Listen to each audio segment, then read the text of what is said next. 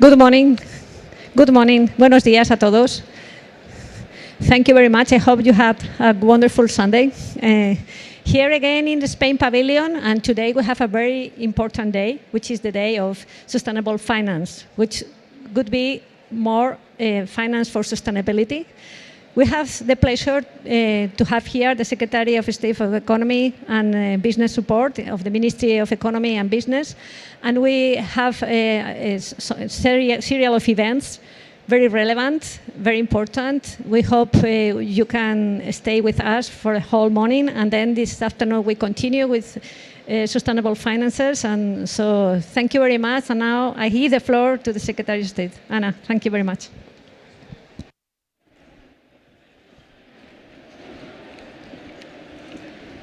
Good morning. Welcome to Madrid, and thank you very much for attending to this session, either physically or via streaming.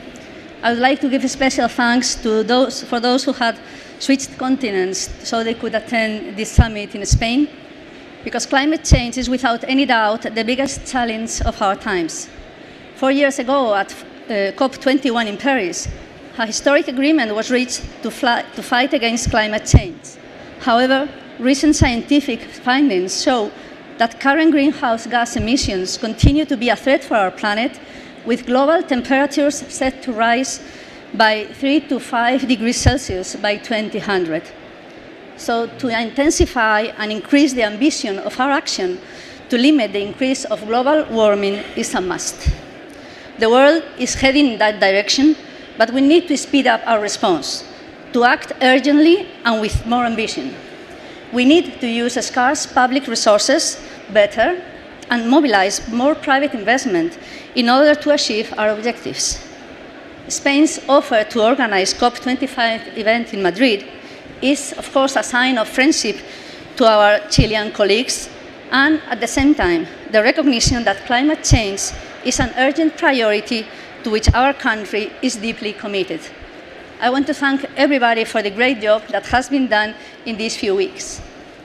Now, let me present all the panels that are taking place this morning. The macro case for climate-related investment is the title of our first panel. From an economic perspective, there is a clear case for climate action. An abrupt adaptation to unfettered climate change would entail massive damages, not only material, but human as well. Thus, a decisive and timely mitigation effort looks far preferable from a purely economic point of view.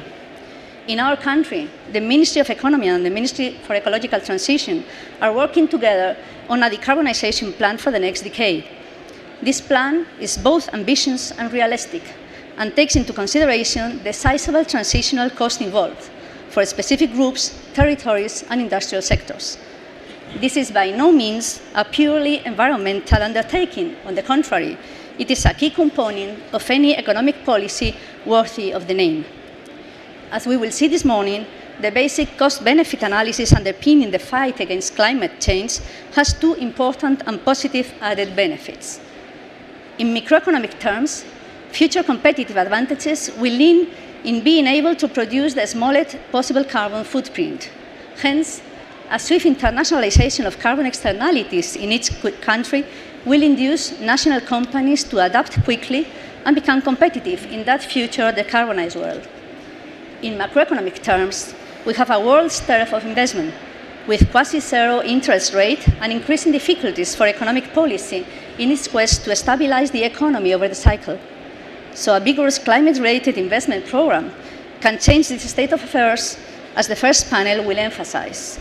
As you will see, figures for Spain are non-negligible, and the favorable implications of employment, tax revenues, and the trade balance are also worth noting. On the second panel, we will share the experience of national promotional banks and international institutions, globally financing sustainable projects with real impact on society and investment through initiatives supporting climate action.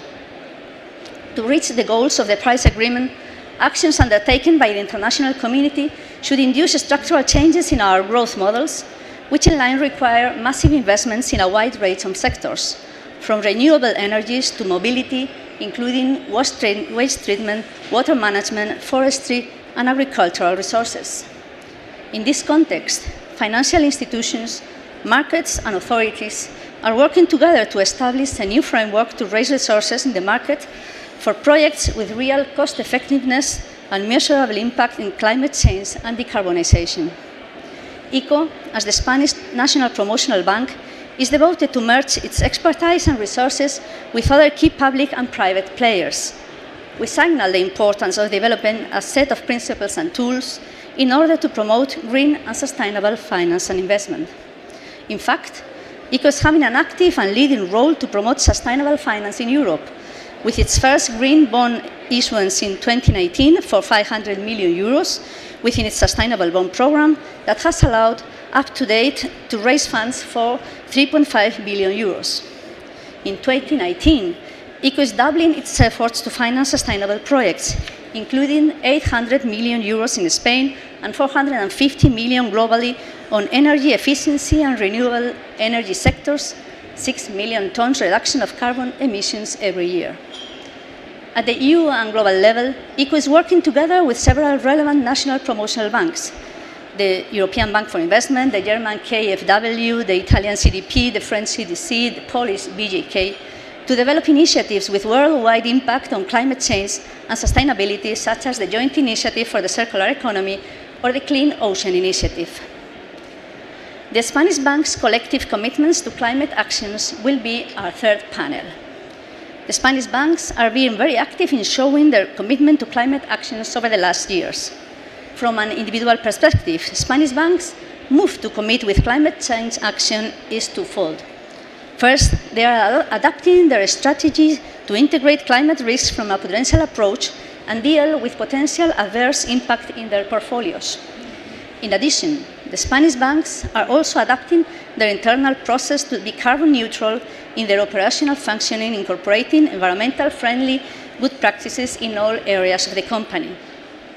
And from a collective perspective, one of the main actions is the Collective Commitments to Climate Action Initiative, launched in September 2019 by 33 signatories of the United Nations Principles for Responsible Banking, representing over $13 trillion in assets to take tangible steps toward putting their commitments to align their businesses with international climate goals into practice. The Collective Commitment to Climate Action set out concrete and time-bound actions. The banks will take to scale up their contributions to and sign their lending with the objectives of the Paris Agreement on Climate, including, first, aligning their portfolios to reflect the finance the low-carbon, climate-resilient economy required to limit global warming. Second, using the products, services, and client relationships to facilitate the economic transitions required to achieve climate neutrality. And third, being publicly accountable for the climate impact and progress on these commitments. The fourth panel today will be across the experience of private sector to contribute to finance the transition to a low-carbon economy. It's another good example of a Spanish financial sector commitment is the FinResp initiative. FinResp, set up in Madrid in 2019, is the sustainable financial center created by the Spanish Banking Association, the AAB, the Spanish Association for Credit Cooperatives, UNAC, the Spanish Association for Collective Investment Funds, Inverco, the Spanish Confederation of Saving Loans and Loans, CECA, and the Spanish Association of Insurers and Reinsurance, the UNESPA. The main objective of FinResp is to help the SMEs to be adapted to the new framework related to climate targets. This is of the utmost importance for the Spanish economy. FinResp has joined the International Network of Sustainable Financial Centers, initiative supported by United Nations Environment Programme, which aim is to ensure the mobilization of private financial resources to sustainable. Other cities like Frankfurt, London, Dublin, Cairo, Tokyo, or Barcelona have also joined the initiative. It is worth highlighting that this initiative includes not only banks, but also other relevant actors in the financial sector, credit cooperatives, asset managers, and insurance companies. This brings the opportunity to find synergies and common grounds of action to better reach the objectives, having a horizontal overview of the involvement of financial sector in sustainability. The last panel, entitled Climate Change and Catastrophic Risk Insurance, the Spanish approach, will help to understand the Spanish risk insurance model for catastrophic events. It includes 100% coverage of vehicles and 75% of dwellings. The capital insured in Spain totals more than 17 trillion euros, which is more than 12 times our country's GDP. The model is based on the principle of risk compensation throughout the territory of Spain, obtaining this way a very affordable insurance price. The Consorcio de Compensación de Seguros, a public insurance entity dependent on the Ministry of Economy and Business, is responsible for managing this system, leading a model of disaster damage management, which is an international reference. Recovering normal functioning of communities after a disaster is one of the main objectives of the Consorcio, where 95% of claims are resolved within an average period of 5 months. Many of these catastrophic natural events have occurred over the last few years with greater frequency or severity. At present, Consorcio is directly managing the highest claims rate in history, with 67,000 claims involving a cost of more than 500 million euros. The increase in the sea level, the rise of temperatures, or the more frequent extreme climate phenomena impact directly on the damages covered by the Consorcio de Compensación de Seguros. That is why preventive actions are particularly relevant. Prevention delivers social advantages, helping to make society more resilient in the face of risks derived from climate change. And this is all. I hope that this session will be of great interest for debate and that you will enjoy the great interventions of our panelists. Thank you very much again for your attention and for coming to the summit.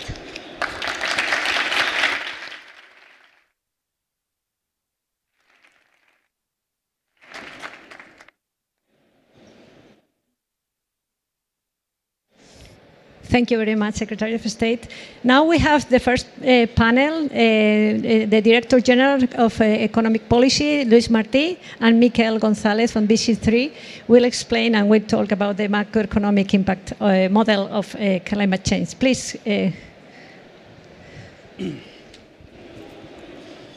Well, can you hear me? Yes. Thank you, Alicia, and thank you all for coming today. And basically what we want to do in the next sort of half an hour is convey to you why we think that climate change related investment is important not only in environmental terms to save the planet, that is pretty important in itself, but also from a macroeconomic standpoint to try to dynamize our economies, which have been slow growing in recent years. So basically, I will try to give you some arguments as to why we think that is so, and that will set the stage for Miquel to give us some specific numbers on the modeling the Basque for climate change, the Basque Center for Climate Change has done for Spain. So basically, okay. There you go. The premise, the main starting point is that we're living in a low investment world. This is an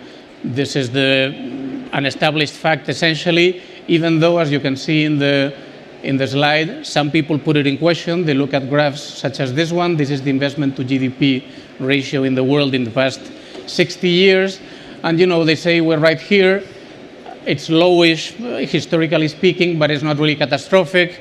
So nothing really worrying here. Let's see. There you go.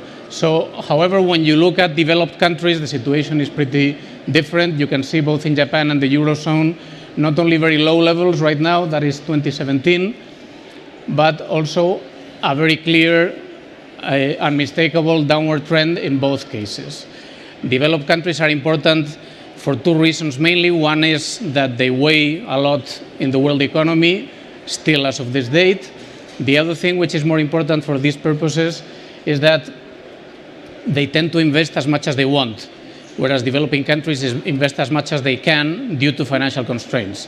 So if you want to look at willingness to invest, propensity to invest, developed countries is what you should be looking at. And then, of course, there you go. The main thing, this pretty low pretty weak investment activities taking place in the face of an extremely expansive monetary policy. And this is really a puzzle. Monetary policy watchers say that monetary policy is basically the most expansive it's ever been since the arrival of modern central banking.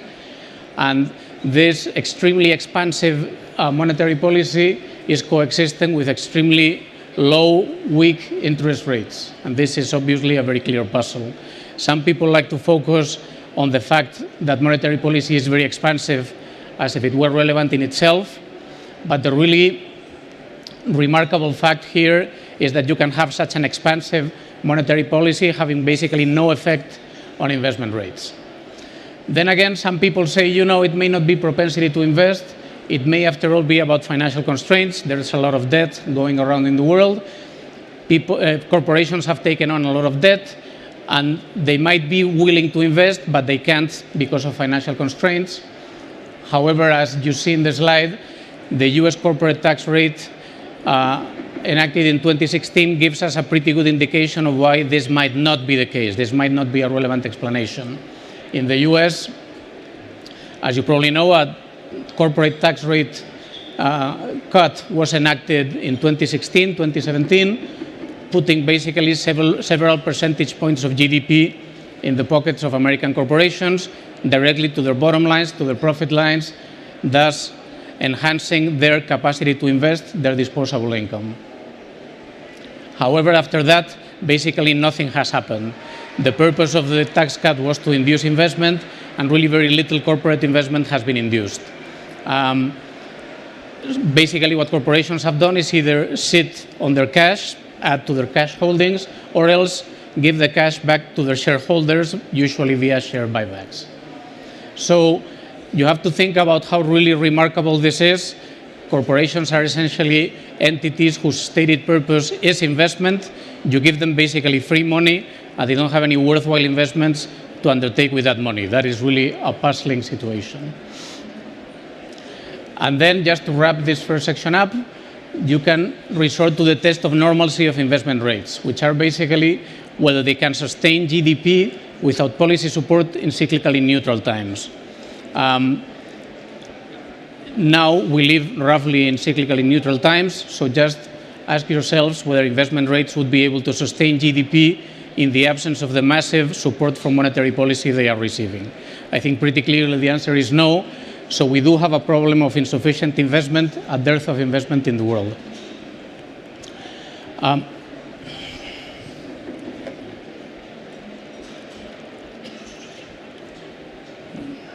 Okay. So the other issue is what sort of investment we are getting. And of course, as is well known, that investment is increasingly biased towards intangibles. That is, of course, very positive from a number of perspectives. It has the potential to greatly increase our welfare, our quality of life. But it also has some macroeconomic side effects that we should be aware of, and that are very evident when you look at these two pictures. In the first one, you see a typical project, investment project in intangibles, which is people programming. And the second one, you have basically a construction project. What you see here is basically highly qualified people working with few physical assets, and these people can work from anywhere in the world and send the results of their work anywhere else in the world. Here, in the construction project, you see basically many people working, usually less qualified. This tends to be local employment because there is no possibility to do remote work in a construction project. And you can see many physical assets that these workers are working with. You see the cranes, you see the concrete, you see the iron forgings, you see the scaffolding. All of those are physical assets that the construction sector has to demand from other sectors, therefore inducing spillover events, spillover effects and multiplier effects, therefore having a more than proportional effect on aggregate demand. So from a macro perspective, the impact, first order impact and second order impact of physical investment projects tend to be much higher than that of intangibles, and that is something to bear in mind. This is what we have called a musical fable, just to see what the impact of the substitution of tangible traditional investment projects by investment projects in intangible can entail. If you think about in the year 1995, what it would have taken for 250 million people to have access to 50 million songs each, then by doing the calculations, you can see that you would have needed 1.25 quadrillion CDs to be produced. That means that basically you would have needed all of the world's GDP devoted to producing CDs, and then much more. As you can see, that would be like 30 times the world's GDP at that time. And on top of that, you would have needed to build hundreds of thousands of factories, and each consumer would have needed 2,000 houses to store those CDs in. So basically, you can see that covering that consumer need at that point in time would have entailed a huge, unimaginable physical and economic impact. Now, if we fast forward to the year 2019, obviously you see where this is going. This service can be very easily provided. Music service providers through the internet do have 250 million customers essentially, and they can have access, each of them, to 50 million songs by using, and this is the main point, very few physical assets. You just need a few data centers, a few cables, a pretty large investment in intangibles, but no more than that. And the investment in intangibles, this is mainly man hours of programming.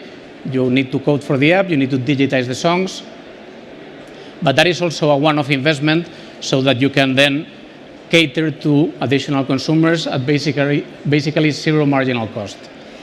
And the consumer, of course, needs practically nothing. The smartphone she usually already has, and a relatively cheap monthly subscription.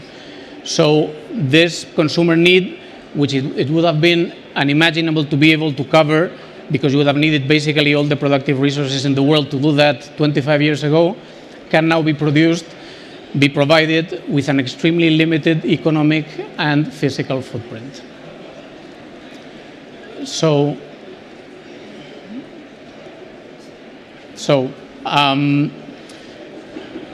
is this good or bad? It's very good, obviously. Microeconomics is essentially about the ability to cover for as much consumer needs as possible with as few productive resources as possible. So it's great that we are able to do this. In macro terms, however, we have to be aware that there are some side effects to be managed. As I mentioned before, investment in intangibles will tend to have a lower spillover effect, therefore a lower multiplier.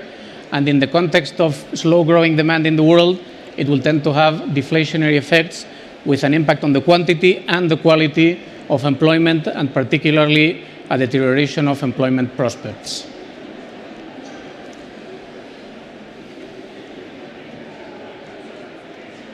Okay. Dale tú, Miguel.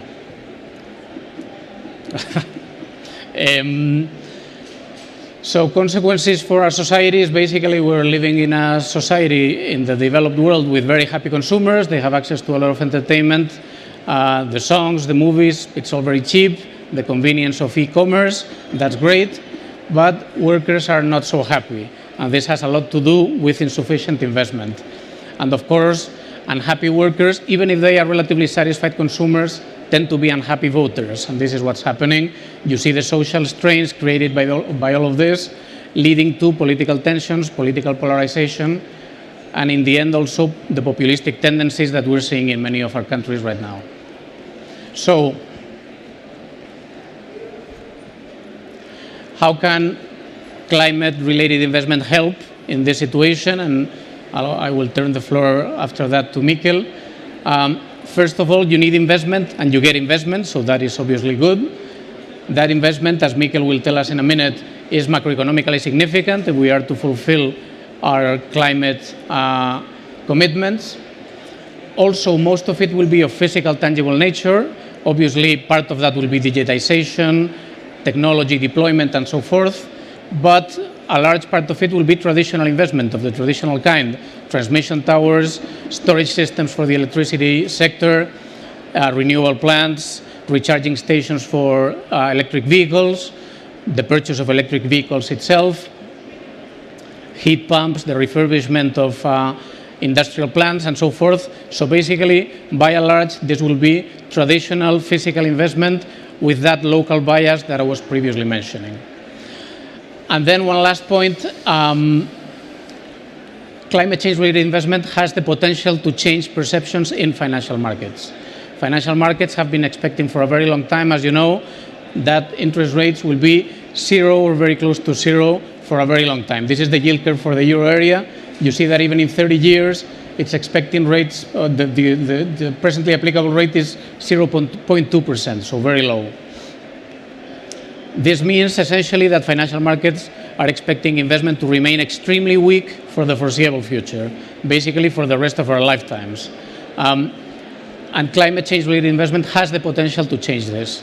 If climate authorities can credibly commit to invest, to have a persistent...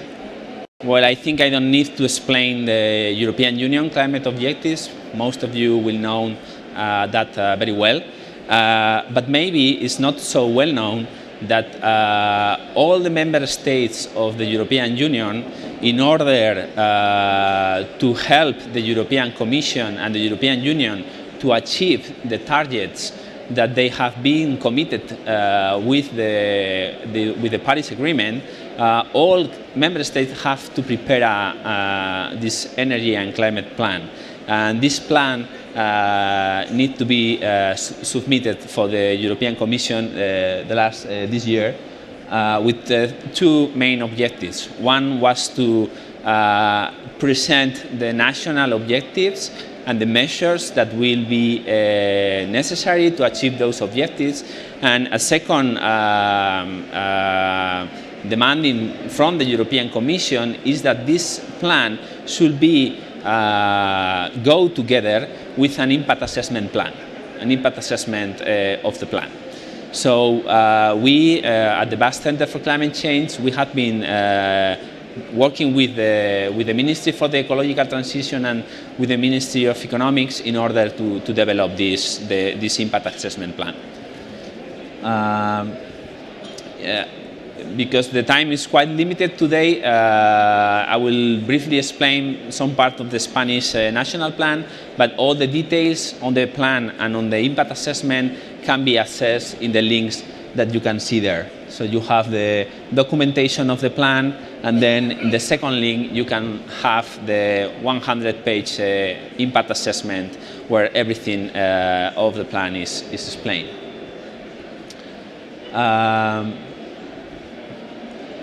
Well, some numbers that will help to explain the impact of this plan is that this plan is planning to achieve a 21% reduction in emissions compared with 1990 levels. Also, this will be achieved through other intermediate objectives, such as increasing the renewable energy part of the mix up to 42, which now we are currently close to 20. And also an improvement in energy efficient up to 35%.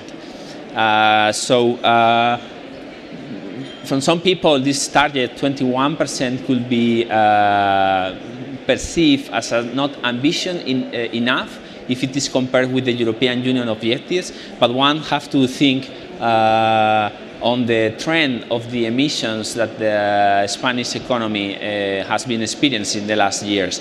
So this plan will mean to reduce 1/3 of the emissions in just 10 years. So it's a quite important effort.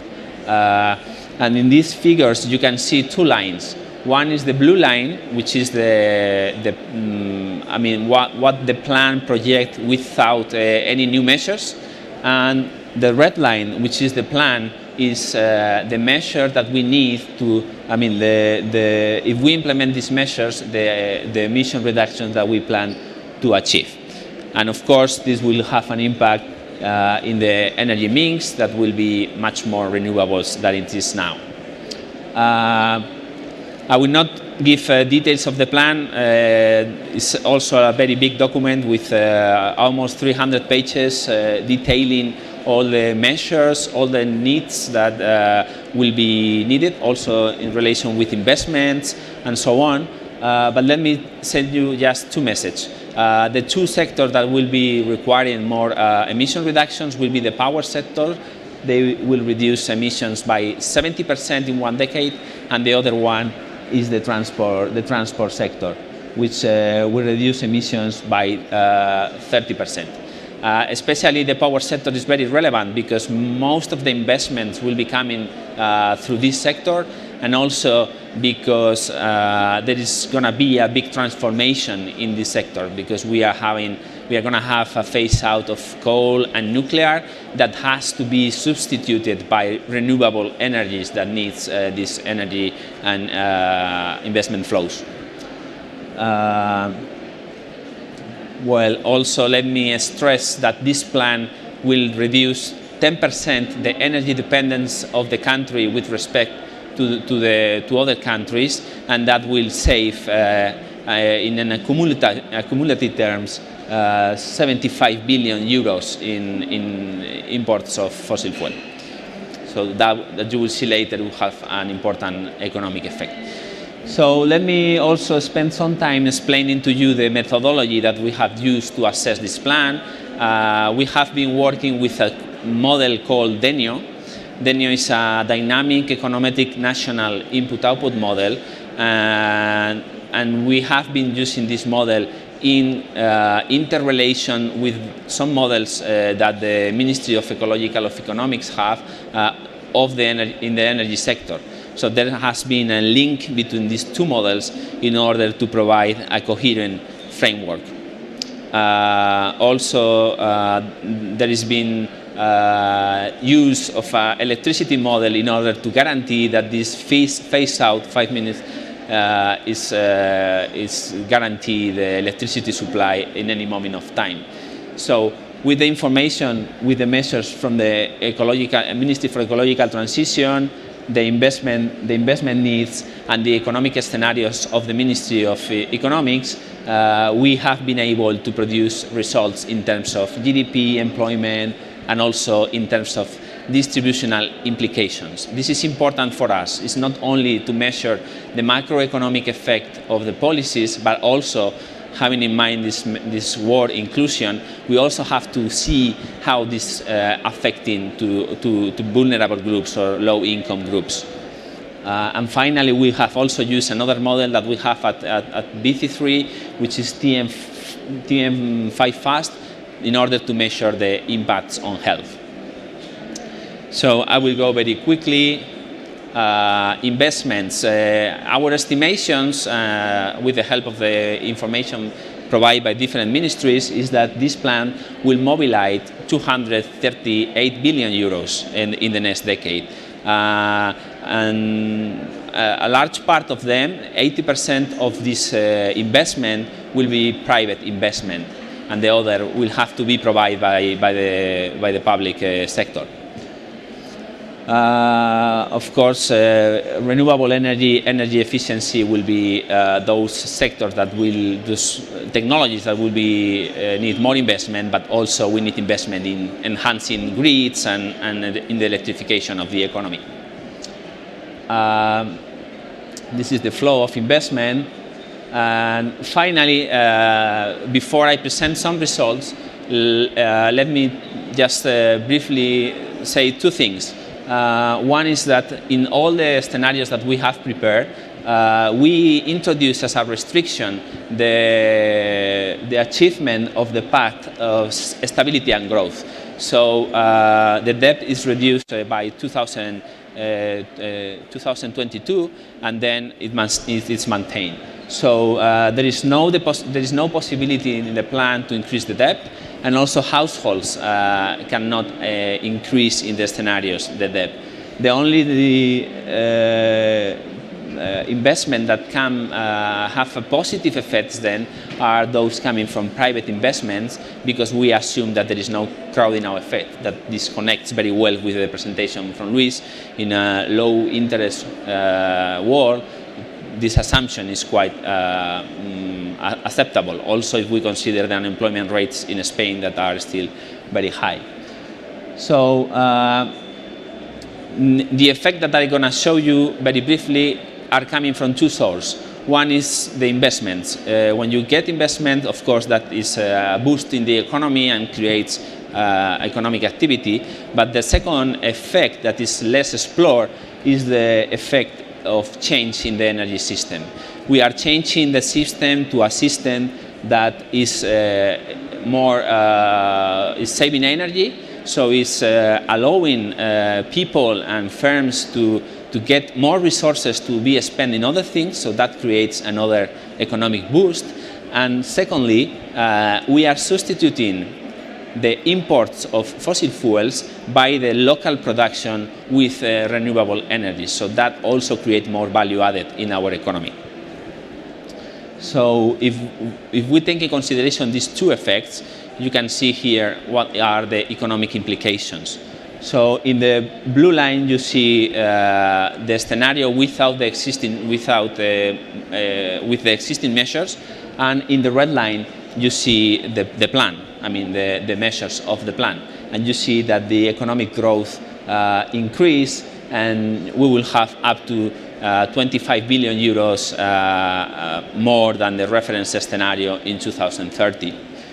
And we can decompose this effect by different measures, by investments, and also this effect that I was mentioning on energy change, which is in the yellow bar. So at the beginning of the period, you get most of the impact coming from the investments, but then, for example, in energy efficiency, once you have invested in improving the insulation of buildings and so on and so forth, you are starting to recover that investment, and that is creating more economic effect that you see in the last part of the decade. You can also see here in 2025 a small negative effect, which is due to the starting phase out of coal and nuclear, which has a negative effect, but is very limited. In terms of employment, again, we could obtain up to 364,000 jobs by 2030 with the same similar level of disaggregation. The industry will also get benefits up to 50,000 jobs at the end of the decade. And also, I would like to deliver this message. Given this economic activity growth, the public administration will get more revenues without changing the tax rates, and that will allow not only to finance the plan, but will give more resources to other purposes, public investments, public spending, or reduction the debt. That is the red part. That can be up to 20 billion at the end of the decade. Finally, if we concentrate in the distribution implications, the plan show a very positive effect for all the quantiles, but especially for those that have low income, such as the quantile 1 and quantile 2, and the same for vulnerable groups that has more exposure to energy poverty.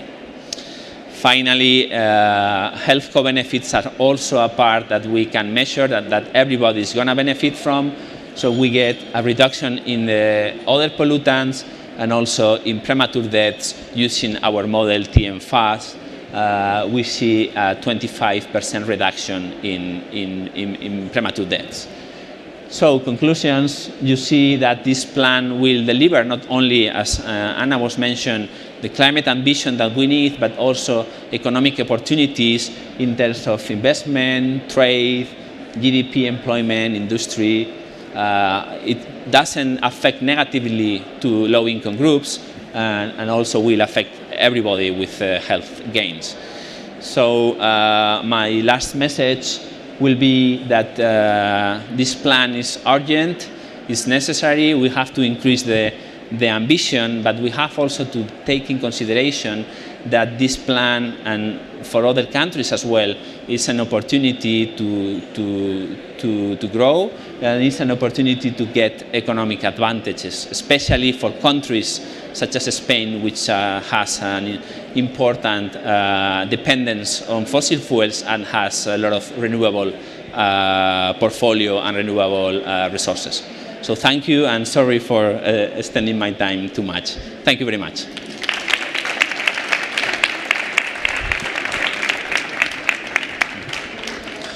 Me iba a contar reloj. Thank you very much. Thank you for giving us these very positive messages. And now we should go directly to the second panel. Nos vamos. Now we have a panel focused on the activity of multilateral and national institutions that support the transition towards a sustainable productive model.